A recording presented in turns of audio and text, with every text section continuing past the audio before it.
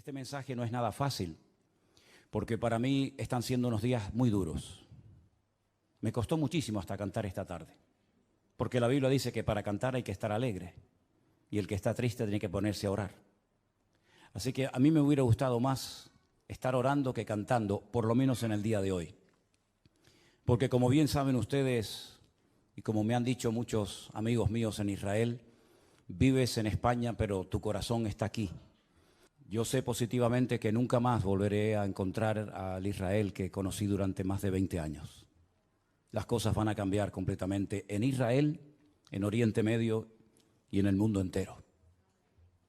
Porque esto no ha hecho más que empezar. Nunca más volveremos a sentir y a disfrutar como disfrutábamos caminando por las calles de Israel, aunque volveremos, si Dios, esa es su voluntad, volveremos, y en cuanto se abra la frontera, el primero en coger un avión e ir para allá voy a ser yo. Pero sé positivamente que el mundo espiritual ha cambiado. ¿Saben que la palabra jamás, que tantas veces se ha oído en estos días, aparece 39 veces en la Biblia?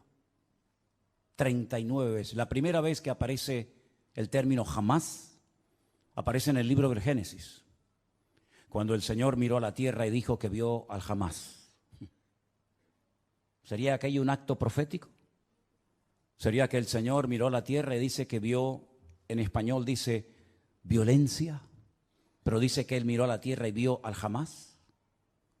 Y lo va repitiendo 39 veces a lo largo de diferentes libros del Antiguo Testamento. Y dice que por ver el jamás en la tierra decidió destruirla y empezar de cero. ¿Será que tantas cosas que estamos viendo es el cumplimiento de profecías que se están cumpliendo delante de nuestros ojos y algunos cristianos no se han dado cuenta? Yo no suelo perder el tiempo escuchando lo que otros dicen en internet de mí o de nuestro ministerio. Sinceramente no tengo tiempo ni deseo perder mi tiempo en esas cosas cuando me dicen, ay, por ahí hay uno que está diciendo esto, por ahí hay otro. Pero en esta semana he recibido algunos mensajes, ¿no? Y concretamente hay un muchacho porque se ha puesto muy de moda utilizar la predicación de un pastor y ponerte al lado, ¿no? ¿Habéis visto esto? Se ha puesto de moda, ¿no? Fíjense, miren lo que dice, ahí viene la palabra, escuchen, atentos hermanos, se ha puesto muy de moda eso, ¿no? Y este muchacho pues cogió una predicación mía, muy honesto el hombre, ¿no? Pidiendo permiso previamente, ¿verdad? Y dice, yo no estoy de acuerdo con lo que este pastor de España dice. Como si a mí me preocuparas cuál es su opinión. Sinceramente no me interesa lo más mínimo cuál es su opinión. Y una de las cosas que dice, a mí me gustaría hacerle muchas preguntas a ese pastor español. Querido, si me estás viendo en esta tarde, cuando quieras, hazme todas las preguntas que quieras. Creo que soy una de las personas más fáciles de localizar del planeta Tierra. Vivo en la isla de Tenerife, concretamente en Santa Cruz de Tenerife. Nuestra iglesia está en la calle Garcilaso de la Vega, número 13. Cuando quieras puedes venir y te respondo a todas las preguntas que quieras, no hay ningún problema. Pero no mientas cuando dices que quieres hacerme muchas preguntas y no las haces. La palabra de Dios nos enseña que los últimos tiempos van a ser tiempos muy difíciles, muy complicados. Y el mensaje de hoy me va a costar un poco compartirlo porque hay tanto material sobre lo que quiero decir. Y yo me he dado cuenta que en los últimos años ha habido como una especialidad que se ha puesto de moda y son los predicadores que predican sin espada. Es decir, los predicadores que motivan a sus audiencias, a sus congregaciones. Y claro, cuando oyes a esos hombres con ese léxico, con esas palabras, con ese carisma que tienen, la gente sale allí inflada, ¿no? Porque, claro, son mensajes que no te comprometen, son mensajes donde todo es serás y tendrás y serás. Dios está contigo, te va a bendecir, te va a abrir puertas, etcétera, etcétera, ¿no? Pero ¿cuántos mensajes han oído usted a lo largo de su vida sobre un tema que ahora les voy a preguntar si ustedes creen en eso o no? La ira de Dios. Yo solamente escuché un mensaje en toda mi vida y acabo de cumplir 62 años, desde los 16, 17 años estoy sirviendo al Señor de una manera u otra. En toda mi vida escuché a una persona que predicó un día sobre este tema tan controversial de la ira de Dios y casualmente fue en esta iglesia, en este mismo púlpito. ¿Se acuerdan ustedes aquel muchacho peladito cubano?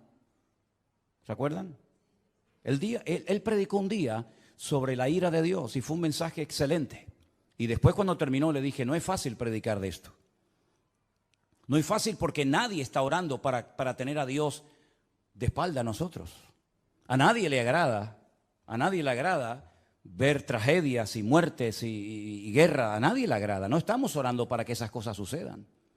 Generalmente nuestras oraciones son, Señor, cuídanos, protégenos, bendícenos, ayúdanos. Pero sabemos que nuestro Dios es un Dios de amor, un Dios de misericordia, pero también se enfada. Y yo veo a Dios cuando su Hijo unigénito, el Señor Jesucristo, cargó el pecado de todos y cada uno de nosotros. El Señor Jesucristo dijo, ¿por qué me has desamparado? Dios dejando a su Hijo solo en la cruz. Porque en ese momento su Hijo era el pecado personificado de toda la humanidad. Si abandonó a su Hijo temporalmente por la situación del momento, ¿cómo no habrá momentos puntuales en la vida de las naciones y de los seres humanos en los que Dios dice, basta, estoy harto, estoy cansado? La pregunta que les quiero hacer es, ¿ustedes creen que este tema de la ira de Dios es un mito, es una fábula, es una metáfora, es algo de lo cual se habla, pero que en el fondo no es realmente así? Dios no se enfada, Dios no se enoja.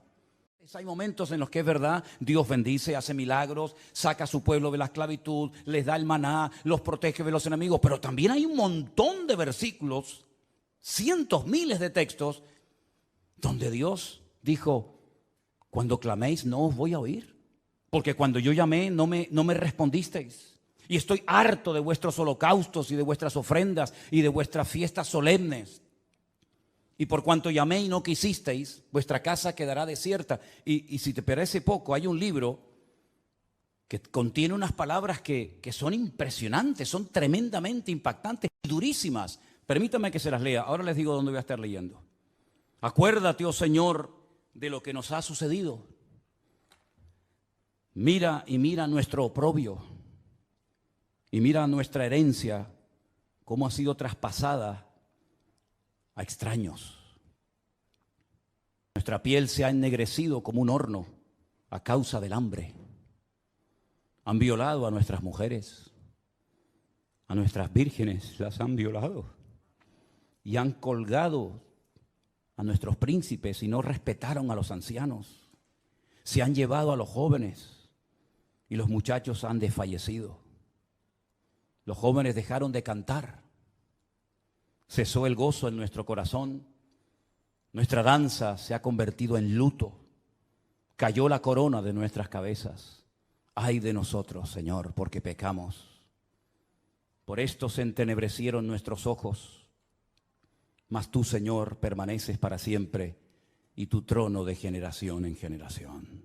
No estoy leyendo un poema, estoy leyendo la Biblia en el capítulo 5 del libro de Lamentaciones. Es tremendo, ¿verdad? Es tremendo cuando Dios dice, basta, hasta aquí hemos llegado, se acabó. Es tremendo cuando Dios le dice a su pueblo, no voy a oír vuestras oraciones, no voy a estar presente en vuestras fiestas solemnes, no voy a oír. El cielo lo haré de bronce y vuestras oraciones no pasarán del techo. Es tremendo, ¿verdad? Cuando Dios ha permitido cosas tremendas en la historia que han afectado a millones de personas, como por ejemplo el diluvio. ¿Cuántas miles de personas habrán muerto en el diluvio, hermanos? Bueno, nadie lo puede saber con exactitud, pero yo creo que murieron miles de personas en el diluvio. Algunos dirán, bueno, millones. Bueno, está bien, millones. ¿Quién mandó el diluvio, hermanos? ¿Quién mandó el diluvio? ¿Quién le dijo a Noé, prepárate porque yo voy a mandar un diluvio a la tierra? ¿Quién fue el que destruyó las ciudades de Sodoma y de Gomorra? Si no fue tu Dios, ¿quién fue entonces? A mí me hace gracia cuando hay gente que dice, es que el Dios del Antiguo Testamento es completamente diferente al Dios del Nuevo Testamento. Y eso es muy peligroso hablar así. Porque estás hablando como que hay dos dioses, uno malo y uno bueno.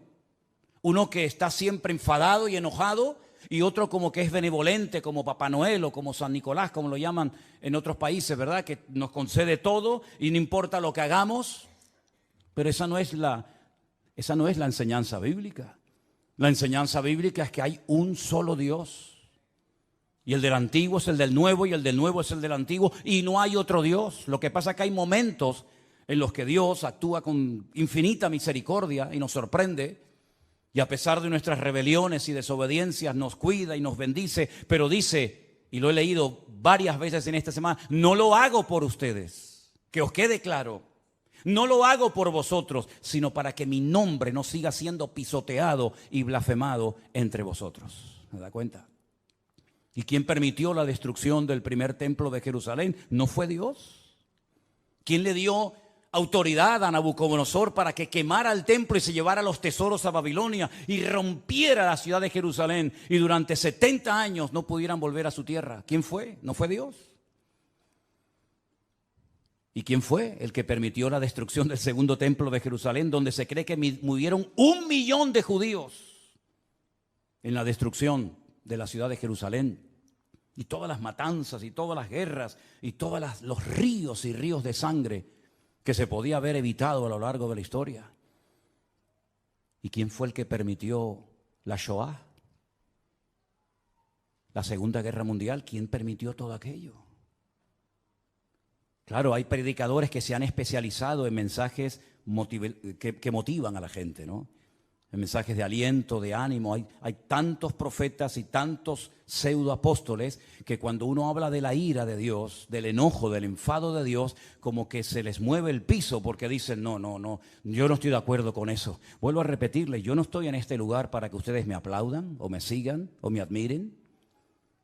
Yo no estoy en este lugar para tener cada vez más audiencia y que la gente diga en los comentarios, estoy de acuerdo con usted, pastor, estoy de acuerdo. Y aunque estuvierais en contra, me da exactamente igual, porque voy a seguir predicando lo que Dios dice en su palabra, independientemente de la reacción de la gente. En esta semana me han llamado miembro de Hamas, me han llamado nazi. En esta semana me han llamado de todo, porque no están de acuerdo con el mensaje, sobre todo que di el domingo pasado y con la reflexión que di esta semana sobre estos acontecimientos. Pero yo quiero que una vez más vayamos a la palabra de Dios para que veamos que a veces la historia se vuelve a repetir. Claro, son otras personas, son otros nombres, otros momentos de la historia, pero se vuelven a repetir los mismos errores, pecados y defectos que otros cometieron. Vamos a comenzar a leer en Segunda de Crónicas, el capítulo 14. Y vamos a ver cómo Dios aguanta y soporta y tiene infinita misericordia, pero hay momentos en los que Dios tiene que hablar y actuar e intervenir en la historia.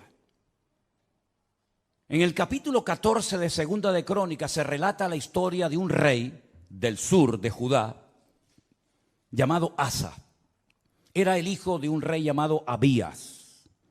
Este rey dice en Segunda de Crónicas capítulo 14, versículo 1, después Abías durmió con sus padres y fue sepultado en la ciudad de David. Y reinó en su lugar su hijo Asa, en cuyos días tuvo sosiego el país por 10 años. Así parece ser que durante 10 años estuvieron tranquilos, no pasó nada. Hizo Asa lo bueno y lo recto ante los ojos del Señor su Dios, porque quitó los altares de culto extraño y los lugares altos, quebró las imágenes y destruyó los símbolos de Acera, y mandó a Judá que buscase al Señor, el Dios de sus padres, y pusiese por obra la ley y sus mandamientos. Quitó asimismo de todas las ciudades de Judá los lugares altos y las imágenes, y estuvo el reino en paz bajo su reinado.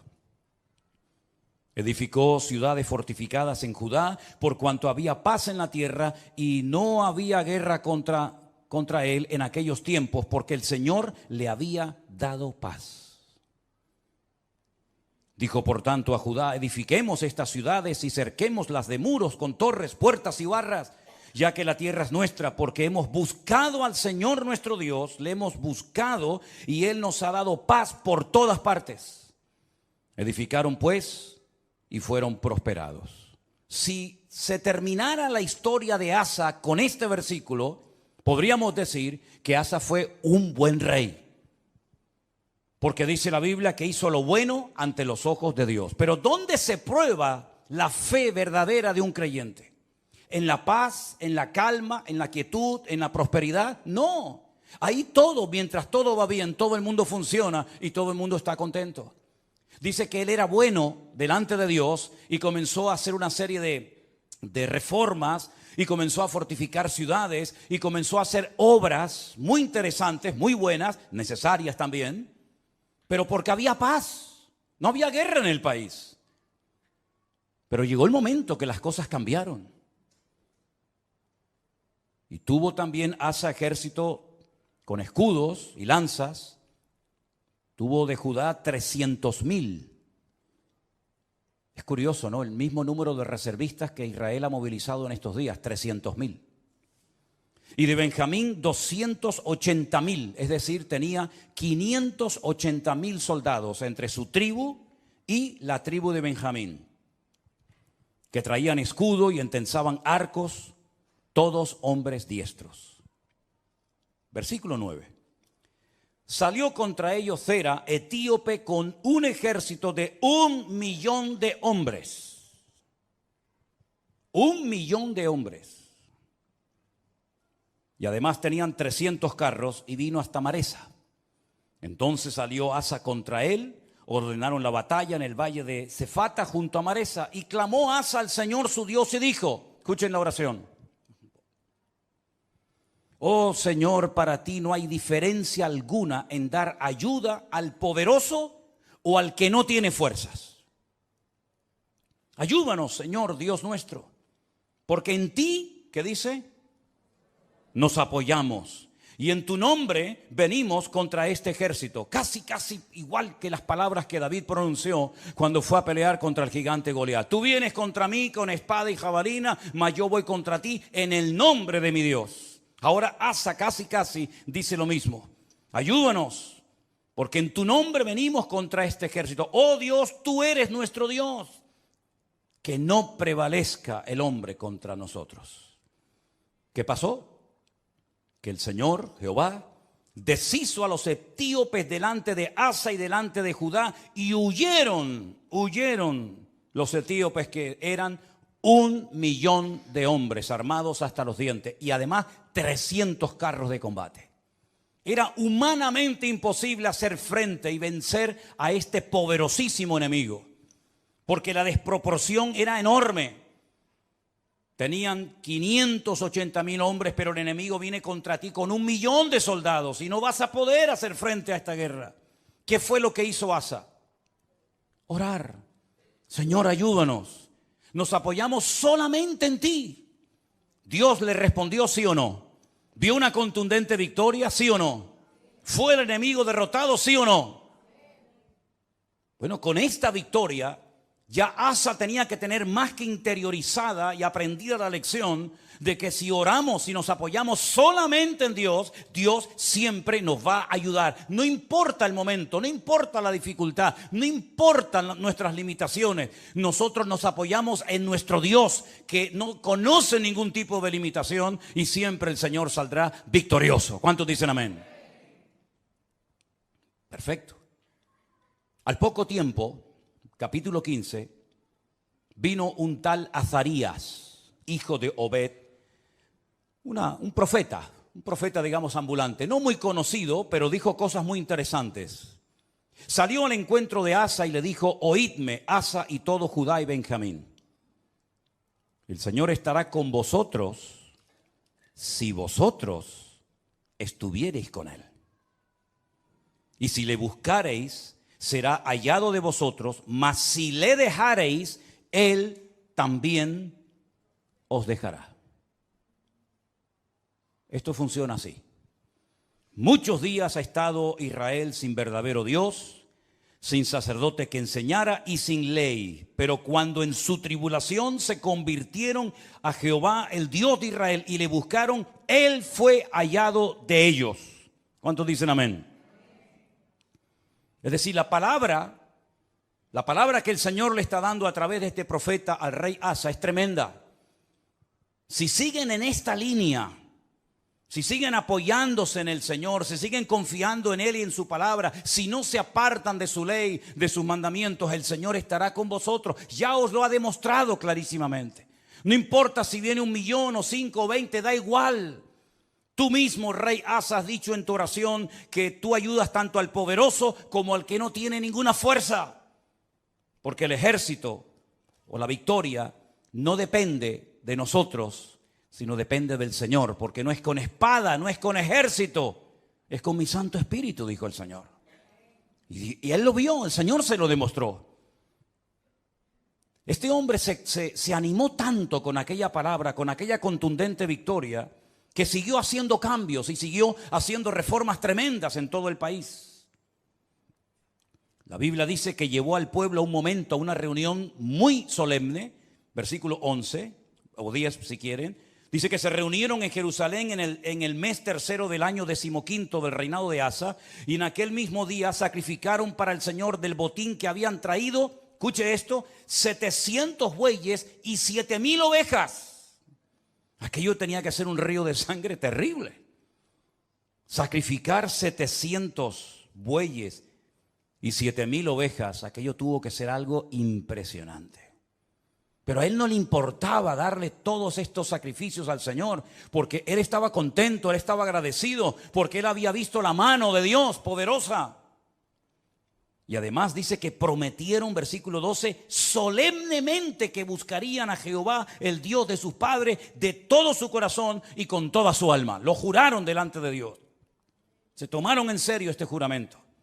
Y cualquiera que no buscase al Señor, el Dios de Israel, que muriera, fuera grande o pequeño, hombre o mujer. Juraron al Señor con gran voz y júbilo, al son de trompetas y bocinas. Y todos los de Judá se alegraron en este juramento, porque de todo corazón lo juraban y toda su voluntad lo buscaban, y fue hallado de ellos, porque el Señor les dio paz por todas partes. ¿Cuántos dicen amén? Va bien la historia, ¿no? Va bien, vamos bien, vamos bien. El hombre está siendo bendecido, el hombre está siendo usado, Dios está dando paz, Dios está respondiendo a su oración, el enemigo está siendo derrotado y humillado. Vamos bien, gloria a Dios, gloria a Dios. Hace una cosa muy interesante. Estaba el hombre tan entusiasmado y tan contento con su Dios que hasta a su propia madre la puso en su sitio. Miren lo que le dice a su madre, o lo que hace con su madre en el verso 16. Aún a Maaca, la madre del rey Asa, cuidado, no era una cualquiera, era su propia madre, la depuso de su dignidad, porque había hecho una imagen de acera, y Asa destruyó la imagen y la desmenuzó y la quemó junto al torrente del Cedrón. A su propia madre le dijo: no voy a permitir, por muy madre que seas de mí, que tengamos entre nosotros una imagen de esta acera. La destruyó, la desmenuzó y le prendió fuego en el torrente de Cedrón. Ese torrente, ese barranco que hay entre el monte Moriah del templo y el monte de los olivos. Le prendió fuego. Y en el versículo 18 dice que trajo a la casa de Dios, al templo, todo lo que su padre había dedicado y lo que él había consagrado. Y dice: plata, oros, utensilios. Llevó un montón de cosas. La generosidad brotó en su corazón.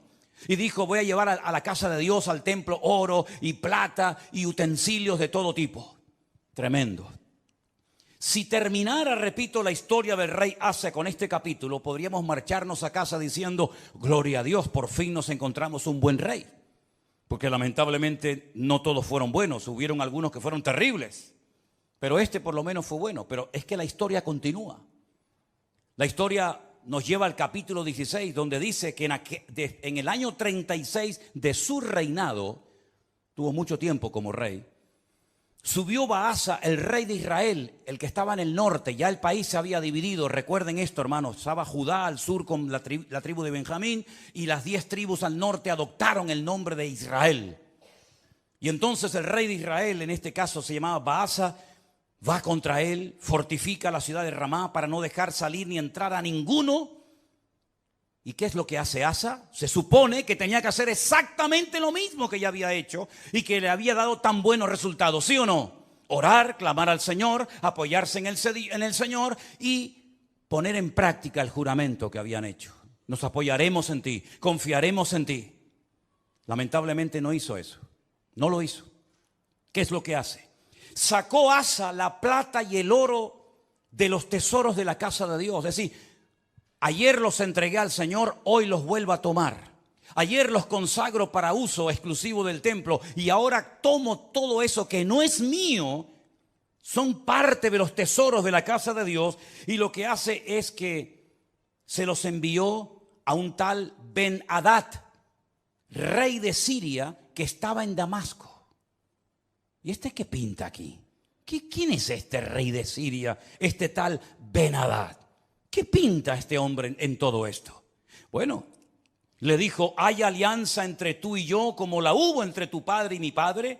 He aquí yo te he enviado plata y oro para que vengas y deshagas la alianza que tienes con Baasa, el rey de Israel, a fin de que se retire de mí.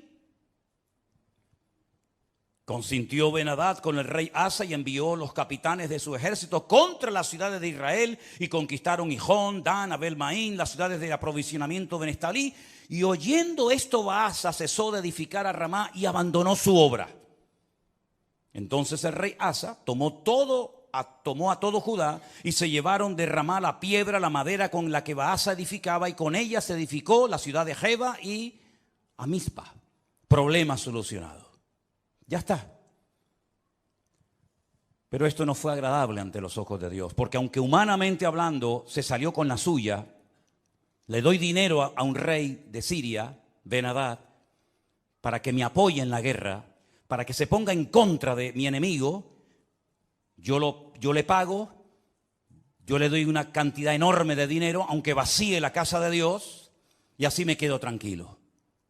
Pero es que resulta que en aquel tiempo a los profetas, y lo dicen otros textos de la Biblia, se les llamaba videntes, porque eran los que veían, los que leían las circunstancias, los que interpretaban el mundo espiritual. Por eso se les llamaba por un tiempo a los profetas videntes, porque veían más allá de lo natural. Porque lo natural, como he dicho muchas veces, es un reflejo de lo espiritual. Y ahora viene este vidente, este profeta, y le dice al rey Asa, por cuanto te has apoyado en el rey de Siria y no te apoyaste en el Señor tu Dios, por eso el ejército del rey de Siria se escapó de tus manos. Los etíopes y los libios no eran un ejército numerosísimo con carros y mucha gente de a caballo. Le recuerda el pasado, le recuerda la historia, lo que Dios hizo por él. Con todo, porque te apoyaste en Jehová, Él los entregó en tus manos.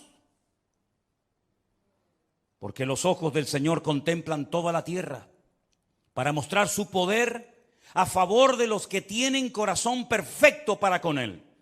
Y ahora le dice, locamente has hecho esto. Locamente has hecho esto. Porque de aquí en adelante habrá guerra contra ti. Has abierto una brecha, has abierto una puerta en el mundo espiritual y a partir de hoy tu vida va a cambiar radicalmente, pero para mal, no para mejor. ¿Qué hubiera hecho usted, hermano y hermana, o yo, si nos viene un profeta como este, Hanani, y nos amonesta y nos dice esta palabra? ¿Qué hubiéramos hecho? Señor, perdóname, lo siento. Así como el profeta Natán, ¿se acuerdan cuando fue a la casa del rey David y le dijo, tú eres ese hombre, tú has pecado por culpa tuya? El nombre de Dios ha sido blasfemado y pisoteado en el mundo de los gentiles. Y David dijo, Señor, perdóname, no quites de mí tu Santo Espíritu, ¿verdad? Y ten piedad de mí, etcétera, etcétera. Lo mismo tendría que haber hecho Asa, ¿sí o no? Era un hombre de Dios, conocía la palabra, había visto el poder de Dios en su vida, en su reinado.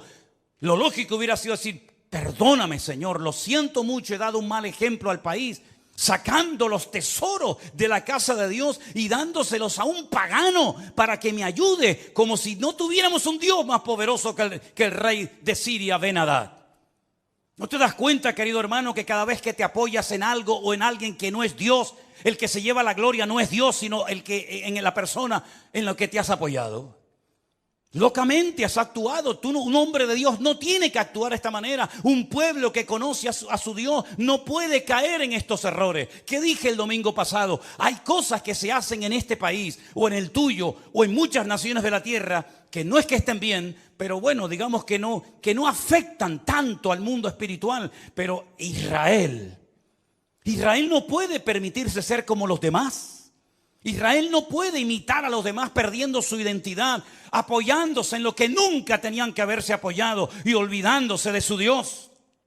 Porque Israel no es un país cualquiera. Israel tiene que ser un punto de referencia para todo el mundo. Tiene que ser una luz entre las naciones, que ese fue el propósito por el cual, o uno de los propósitos por el cual Dios los llamó. Así que has actuado locamente porque tú tenías que haberte apoyado en el Dios Todopoderoso, que te ha demostrado que es un Dios poderoso y que no importa si vienen 1 millón o 20 contra ti, el Señor te va a librar. Y como hemos cantado esta tarde, y espero que no solamente haya sido una canción, sino algo que tenemos claro en nuestra vida: por un camino vendrán y por 7 huirán. Y él sabía ese versículo que hemos cantado en esta tarde. Pero ¿qué pasó? Versículo 10. Se enojó Asa contra el vidente. Se enfadó contra el profeta. Lo mete en la cárcel porque se encolerizó grandemente a causa de esto. No le hizo gracia la palabra del profeta Hanani. No le gustó. Oprimió Asa en aquel tiempo a algunos del pueblo. Mas he aquí los hechos de Asa, primeros y postreros, están escritos en el libro de los reyes de Judá y de Israel. Ahora escucha bien. En el año 39, pocos años después de su reinado, este rey enfermó gravemente de los pies. Y en su enfermedad, ¿a quién buscó? A los médicos. Como diciendo, ni en mi enfermedad me voy a humillar delante de Dios. No está mal ir a los médicos, ni mucho menos.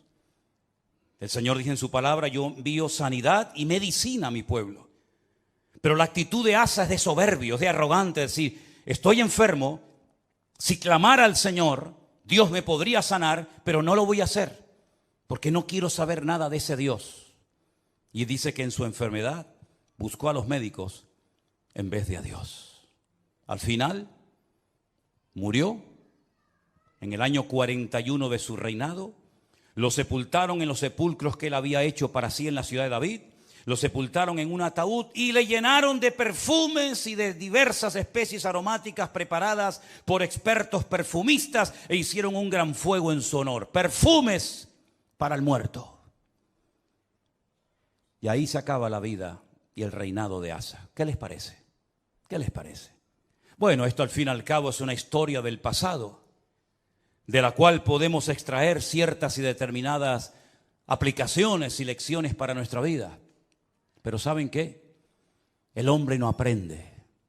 El hombre no aprende. Sigue cometiendo los mismos errores, los mismos pecados, y en vez de apoyarse solamente en Dios, que los ha librado tantas veces de ser destruidos y tragados por sus enemigos, vuelven a apoyarse en ejércitos extranjeros, en la ayuda de hombres, en vez de apoyarse única y exclusivamente en su Dios. Hemos leído en esta tarde, espero que hayan prestado atención: el Señor es mi luz y mi salvación. No temeré lo que me pueda hacer el hombre. Ellos tienen una palabra que dice: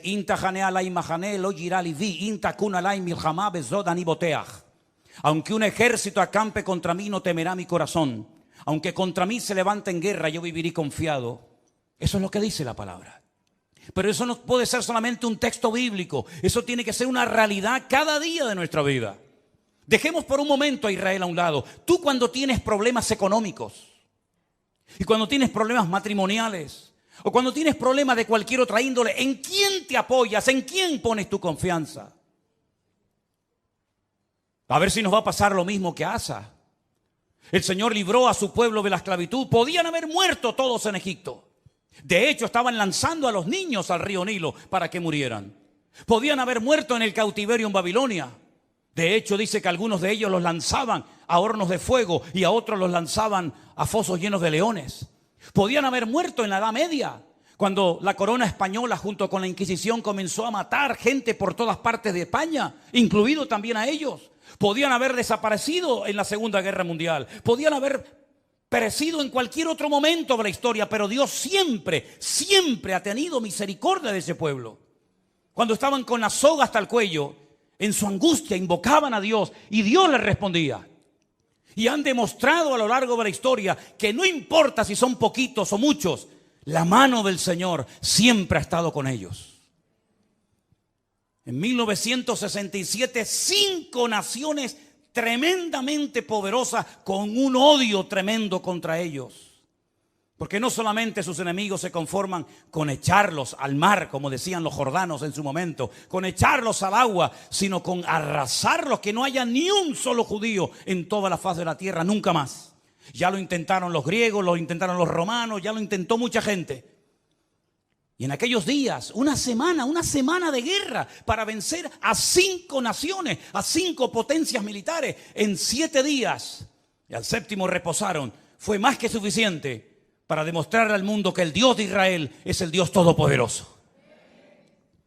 Porque ahora no hacen lo mismo. Porque no claman a Dios. Uno tiene que tener una lectura diferente a lo que dicen los medios de comunicación, la prensa, la radio, la televisión, porque si no caemos en el mismo error de los demás. Hablamos como los demás, opinamos como los demás. ¿Qué es lo que está pasando allí ahora mismo? ¿Qué es lo que está sucediendo espiritualmente hablando? Que de eso no te va a hablar nadie. Te va a decir que se quedaron dormidos, te va a decir que se despistaron, te va a decir que estaban de relajo, de fiesta, te van a decir 20.000 cosas, que falló el Moshá, que falló el Chimbet, que falló todo.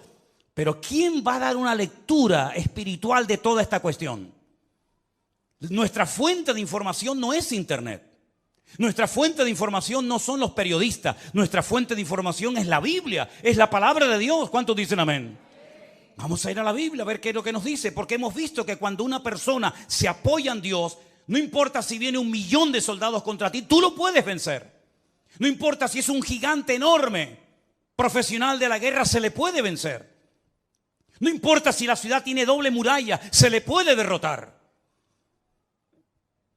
Pero también la palabra de Dios nos habla muy claramente que a veces hay ciertas y determinadas circunstancias que frenan la bendición de Dios.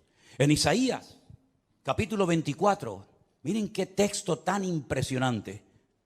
Isaías capítulo 24, verso del 1 en adelante. Si quieren, así lo leemos. He aquí que el Señor vacía la tierra y la desnuda, y trastorna su faz y hace esparcir a sus moradores. Sucederá así como al pueblo, también al sacerdote, como al siervo, así a su amo, como a la criada, su ama, como al que compra, al que vende. Se está acoplando el monitor, hermano. Tienes que bajar el monitor. Hace rato se está acoplando. Al que presta, al que toma prestado, como al que da logro, así al que lo recibe. La tierra será enteramente vaciada y completamente saqueada, porque el Señor ha pronunciado esta palabra. Se destruyó, cayó la tierra, enfermó, cayó el mundo, enfermaron los altos pueblos de la tierra. Escucha bien el versículo 5. Ahí está la respuesta. Sube. La tierra se contaminó bajo sus moradores. No estamos hablando de Japón, no estamos hablando de Latinoamérica. Es el profeta Isaías hablándole al pueblo de Dios. Hablando de su pueblo, de su tierra, y les dice, la tierra se ha contaminado debajo de vuestros pies. ¿En qué se basa el profeta para hacer semejante declaración? Ustedes han traspasado las leyes. Número 2, han falseado el derecho y han quebrantado el pacto sempiterno. Quédense con esas 3 cosas. Falsearon el derecho, traspasaron las leyes y quebrantaron el pacto sempiterno. Aquí está la clave, mi hermano. Ahí está la respuesta que Dios da en su palabra. Por supuesto, estudié el texto en hebreo, y cuando dice leyes, dice Torot, porque está en plural. Si fuera la ley, diría Torah, pero como dice las leyes, dice Torot. las leyes de Dios las habéis traspasado, las habéis quebrantado. Falsearon el derecho, Hok. Hok es otra palabra que significa obligaciones morales, normas de convivencia, las habéis quebrantado también. No solamente lo divino, lo religioso, la Torá, los Torot, los mandamientos inspirados por el Espíritu Santo, dados a través de Moisés en el monte Sinaí, los habéis quebrantado. No solamente eso, sino que también habéis modificado las normas, habéis manipulado vuestras obligaciones y habéis permitido ciertas y determinadas cosas que van en contra de la palabra que ustedes saben como pueblo de Dios que no se deben ni se pueden hacer. Y además de todo eso, lo que ha sucedido es que el pacto sempiterno, fíjate qué palabra tan interesante. Una cosa es eterno, otra cosa es sempiterno. Parece lo mismo, pero no es igual. Nuestro Dios no es sempiterno, nuestro Dios es eterno, porque no tiene principio ni tiene fin. Pero el pacto que Dios hizo con el pueblo de Israel tiene principio y no tiene fin. Por eso se llama un pacto sempieterno. No es un sinónimo, sino es una connotación diferente. Dice el Brit Olam. El Brit Olam en hebreo se ha traducido muy bien en esta ocasión por un pacto que tuvo un principio. ¿Dónde tuvo el pacto ese principio? Vamos a verlo ahora. Para posicionarnos y ver a qué se refiere la palabra de Dios cuando dice que llegaría un momento en la historia en el que el pueblo de Israel quebrantaría los Torot, la ley de Dios, los Hok, las normas de convivencia, las obligaciones de un país y además el pacto sempiterno. Ese pacto del cual está haciendo referencia a Isaías se menciona en el primer libro de la Biblia, el libro del Génesis. Cuando el Señor le dice a Abraham, tenemos que remontarnos a los tiempos de Abraham, espero que no se estén perdiendo, porque para mí es tremendamente interesante que ustedes entiendan esta porción y este mensaje hoy. El Señor le dice a Abraham, yo estableceré mi pacto entre mí y ti y entre tu descendencia por tus generaciones. Es decir, el pacto no termina con tu muerte. El pacto no termina cuando tu hijo se muera, Isaac, o cuando tu nieto Jacob muera, sino que será un pacto con toda tu descendencia por todas las generaciones y yo seré tu Dios y el de tu descendencia para siempre. Este es mi pacto. Este es mi pacto, versículo 10. Este no es el pacto que Jesús hizo en el huerto, en Jerusalén cuando dijo, tomad y comed, esto es mi cuerpo. No, ese no es. Este es otro pacto.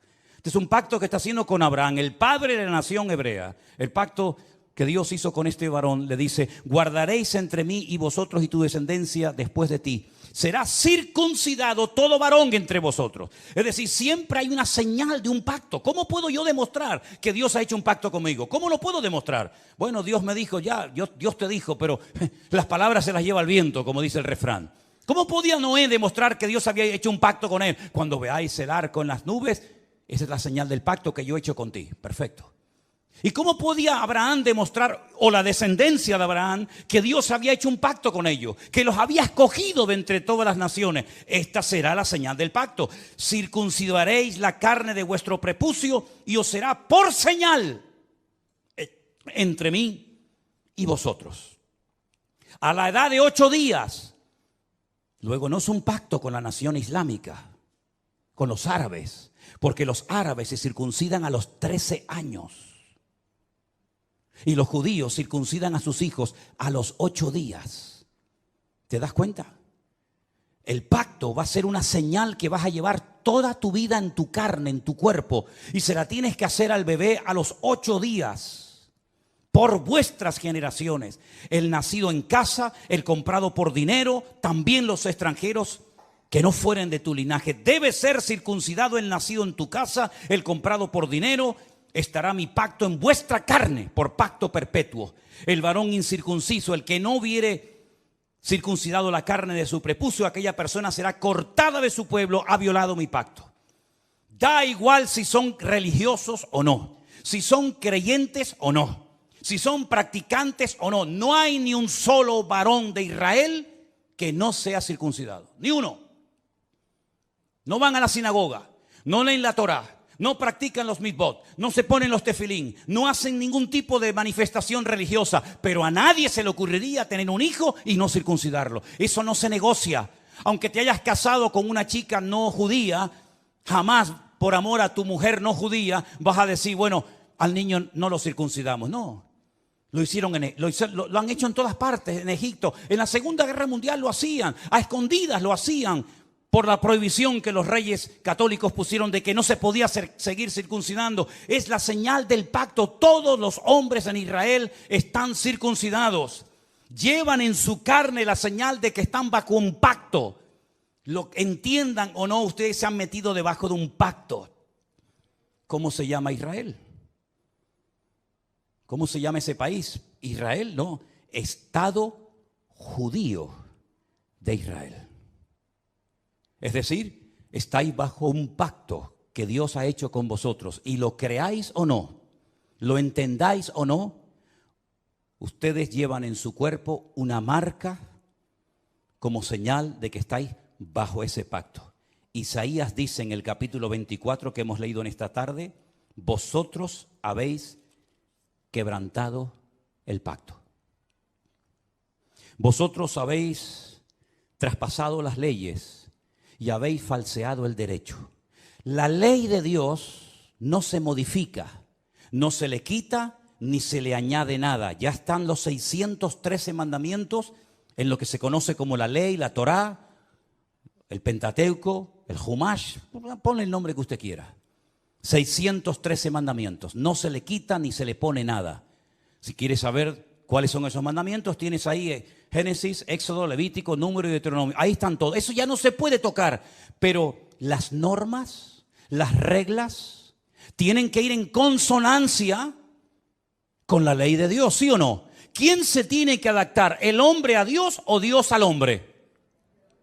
El hombre a Dios, ¿no? Luego, cuando en la Knesset, ¿qué es la Knesset?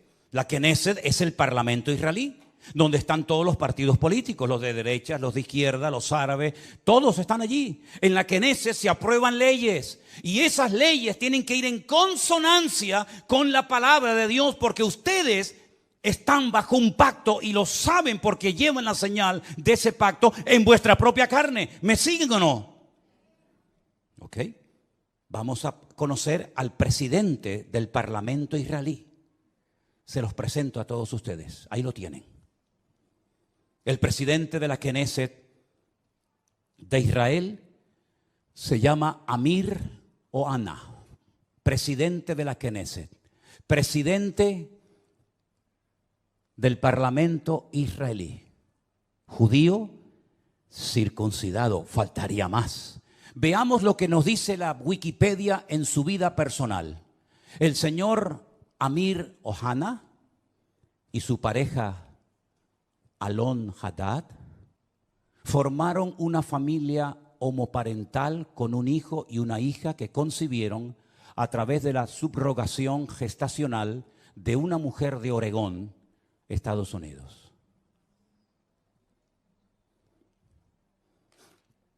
Sin comentarios. Gracias. Presidente del Parlamento israelí. Vosotros habéis traspasado mis leyes, habéis pervertido el derecho y habéis quebrantado mi pacto. Alguien dijo, no es una frase mía, cuando nos distanciamos de Dios y de su palabra, ponemos nuestra vida en peligro. ¿No les parece a ustedes? Pero la palabra de Dios dice, sin santidad nadie verá al Señor. Llámese Israel, llámese sudamericano, llámese latino, llámese como se llama. Sin santidad nadie verá al Señor. No es un título, una nacionalidad, un pasaporte lo que nos salva, sino el apoyarnos única y exclusivamente en Dios y en su palabra. Pero ahora resulta que ya están tranquilos porque el tío Sam les ha dicho, yo estoy con ustedes. Antes se llamaba Ben Haddad, ¿se acuerdan? Ben Haddad. Ahora se llama señor Biden. Pero qué lástima que no haya un Ananí en Israel hoy por hoy. Porque si Juan el Bautista levantara la cabeza y entrara al parlamento israelí, bueno, ya entró en su época, ¿no? Cuando aquel rey llamado Herodes, ¿se acuerdan? ¿Se acuerdan el rey Herodes? Aquel títer, aquel monigote que ni era rey ni nada, pero lo habían nombrado los romanos, le habían dicho, tú vas a ser el rey de Israel. Qué valientes fueron los magos de Oriente, ¿se acuerdan? Cuando vienen seguramente en un viaje de días, de semanas o tal vez de meses y llegaron a Belén, al Herodión, donde vivía el rey Herodes y le dijeron, venimos a adorar al rey de los judíos porque su estrella hemos visto en el oriente. Y Herodes habrá dicho, ¿el rey de los judíos soy yo? No. Tú eres un estrellado. Nosotros venimos a ver a aquel que es digno de recibir toda honra y toda gloria. Y dice que cuando llegaron, se postraron y lo adoraron, ofreciendo sus tesoros de oro, incienso y mirra. A ese rey perverso y terrible llamado Herodes, llegó un día Juan el Bautista, que algunos habrán dicho, cállate la boca, no digas nada. Te la está jugando, y le dijo, no te es lícito haberle robado la mujer a tu hermano y llevártela a tu cama y acostarte con ella. No te es lícito, adúltero. ¿Qué le costó a Juan el Bautista esa declaración? La cabeza. El rey Herodes quiere hablar contigo. Jesús dijo, decidle a esa zorra. Y me dicen a mí que yo soy duro hablando. Decidle a esa zorra. Y no fue a verlo. Y cuando aquel soberbio, arrogante romano le dice, no me hablas, llevo una hora interrogándote, te puedo librar de la mano de tus verdugos y no me contestas, no sabe que tengo autoridad para librarte. Y es entonces cuando el Señor dice, tú no tendrías nada que hacer contra mí si mi Padre no te lo permite. Aquí no se mueve ni una sola hoja de un árbol sin permiso de nuestro Dios. Y no hay nada que ocurra en las naciones de la tierra, y menos en esa tierra santa para Dios, donde Él es el dueño de la tierra, que no lo permita el Señor. ¿Se dan cuenta cómo tenemos que clamar por misericordia más que nunca, mis queridos hermanos? Con semejantes personajes, con semejante panorama, que Dios tenga misericordia de nosotros. Miren esta fotografía. Miren esta fotografía. Estamos en la ciudad de Tel Aviv. Un montón de gente. Sería muy bueno que la ampliaras. Sí, yo sé que se va a perder mucho de lo que dice, pero ahí hay una reunión de oración. Fueron a orar. Y judíos, por temor a que en otras naciones no les dejaran en público hacer una reunión de oración, viajaron expresamente en esos días de Yom Kippur a Israel, porque todos los años se hace en una plaza pública en Israel, se hace un acto de oración, de perdón. Y entonces estos judíos, algunos mayores, otros jóvenes, familias enteras, viajaron a Israel para poder participar en público en las calles de la ciudad de Tel Aviv de una reunión de oración. Y mire lo que dice en la parte de abajo. Las personas que se mudaron a Israel sintieron miedo en el único lugar donde no esperaban sentirse amenazados por su judaísmo. ¿Quién impidió esa reunión de oración? ¿Jamás? ¿Hezbollah? Los de la banderita de colores y toda la tropa que les acompaña interrumpieron una reunión de oración. ¿A quién molestaban? ¿A quién le podía hacer daño que un montón de gente allí oraran a Dios pidiendo por la nación? ¿Qué problema, qué daño puede hacer eso? En esa plaza, unos días más tarde, en esa misma plaza, ponemos la siguiente fotografía, por favor. La gente se reúne y enciende velas para recordar a las víctimas de Israel. ¿Casualidad? Díganme lo que quieran. Díganme lo que quieran. Pero en esa plaza, una semana atrás, los echaron prácticamente a patadas para que no oraran por Israel. Y una semana más tarde, en esa misma plaza, tuvieron que ir a poner velas a recordar lamentablemente, en ese acto de salvajismo terrible que hemos visto, a las víctimas que murieron. ¿Qué les parece, hermanos? ¿Qué les parece? Empecé este mensaje haciéndoles una pregunta. ¿Ustedes creen en la ira de Dios? ¿Ustedes creen que Dios se enfada, que podemos hacer lo que nos da la gana y no pasa nada? Sigan jugando con Dios, sigan. Tarde o temprano te darás cuenta que con Dios no se puede jugar. Es mejor decir no soy nada a decir soy judío, soy cristiano, soy evangélico, soy creyente y vivir peor que la gente del mundo. Yo decía hasta hace unos días, ya no lo voy a volver a decir más porque sería un insulto, ¿no? Yo decía que esta gente que entró hizo esas cosas terribles que no tienen ni nombre, y lógicamente no vamos a poner ninguna escena de esas, se portaron como animales, y me equivoqué. Los animales no se comportan así. Alguien dijo recientemente, si los seres humanos todos tuviéramos corazón de perro, no habría guerras en el mundo. Porque dicho sea de paso, la palabra perro en hebreo es kolev. Kelev. Kol, lev. Todo corazón. Kol, todo, lev, corazón. El perro se llama en hebreo todo corazón. ¿Cuánto echo de menos a mi perro? ¿Cuánto echo de menos a Trotsky? ¿Cuánto lo echo de menos? Los viajes que he hecho con él, los días que he viajado solo por ahí, durmiendo en cantidad de lugares y siempre a mi lado, siempre ahí, ¿verdad? Ustedes saben que era mi sombra. Cuando vivíamos enfrente de la iglesia, saltaba el muro, aunque tenía ya las patitas con problema y con dolor, saltaba y se metía aquí en la iglesia y aquí se quedaba quietito, ¿verdad? Si fuéramos todos los seres humanos con corazón de perro, no veríamos estas cosas terribles que hemos visto.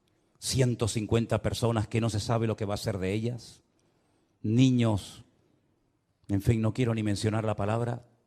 ¿Qué les parece, hermanos? El único que puede solucionar esto, ¿saben quién es? Dios. ¿Saben quién va a ganar la guerra esta? Dios es el que la va a ganar. Y si todo esto lleva al hombre a ponerse de rodillas y a pedir perdón, pues gloria a Dios. Porque lean ustedes esta semana Sofonías, lean ustedes Joel, lean ustedes Miqueas, lean ustedes el libro de Jeremías, lean ustedes, hermano, el libro de Lamentaciones, y os vais a dar cuenta cuántas muertes, cuántas guerras se podían haber evitado si el pueblo hubiera puesto su apoyo y su confianza solamente en Dios. Y no he mencionado lo peor.